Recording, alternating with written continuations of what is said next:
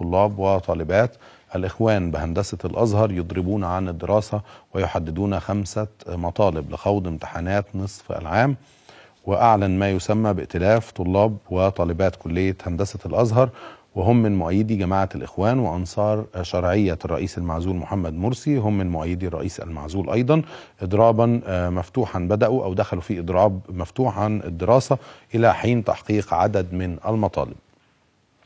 في نفس الإطار هدد هذا الائتلاف في بيان له اليوم بمقاطعة امتحانات نصف العام ما لم تتحقق مطالبهم، ويأتي على رأسها إقالة رئيس الجامعة الذي سمح وفقا لرؤيتهم مرارا وتكرارا بانتهاكها ولم يحرك ساكنا على حد قول البيان، وطلبوا أيضا بالخروج الكامل لجميع القوات الداخلية من الجامعة ومحيطها ومحيط المدن الجامعية بلا عودة، والتعهد بعدم التعرض للطلاب أو أعضاء هيئة التدريس، وبالتحقيق الفوري والقصاص لجميع شهداء الجامعة، والإفراج الفوري عن كافة المعتقلين، وإلغاء كافة القرارات التعسفية من مجالس تأديب وإخلاءات من المدينة الجامعية وما ترتب عليها، وعودة جميع الأنشطة الطلابية وعلى رأسها اتحاد الطلاب المنتخب. هيعقب على هذا الأمر ورؤية إدارة جامعة الأزهر معنا على الهاتف الأستاذ الدكتور توفيق نور الدين نائب رئيس جامعة الأزهر. دكتور توفيق نور الدين، أهلا بحضرتك. أهلا وسهلا يا فندم.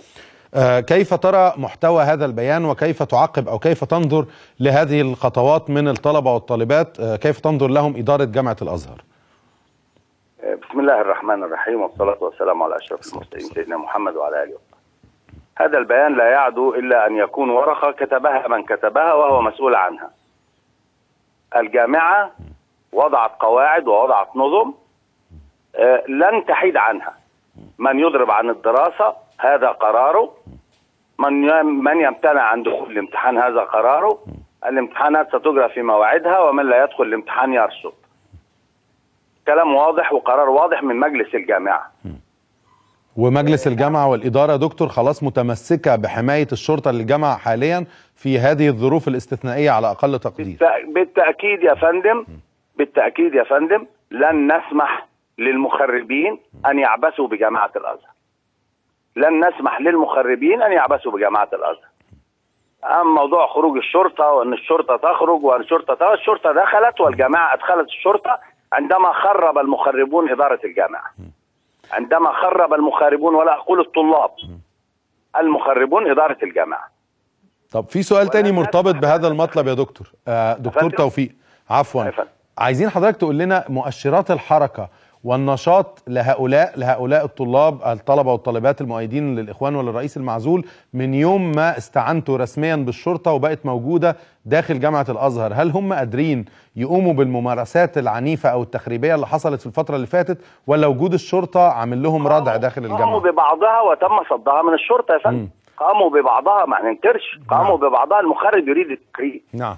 لن يرهبوا وجود الشرطة، ولكن الشرطة موجودة بتحمي الجامعة كمباني وإدارة وأعضاء التدريس. ألم ينظر المخربين التعدي على أعضاء التدريس؟ هؤلاء المخربون. أما البيان فالبيان لا يعد أكثر من ورقة كتبها طلاب يريدون خراب الجامعة بغض النظر عن مسماه. يعني حضرتك هنا بقى شايف ان ما يفسر هذا المطلب، حضرتك شايف ان هناك ما يفسر هذا المطلب انهم حاطين مطلب بيقول خرجوا الشرطة تاني من جامعة الازهر، ده نتيجة لان الشرطة قادرة تسيطر على الموقف وتتعامل مع اي تجاوزات منهم حاليا. بالتأكيد يا فندم، بالتأكيد يا فندم. نعم، بالتأكيد يا فندم. دعنا نتفق ان من ادخل الشرطة هم المخربون وليس الجامعة. نعم.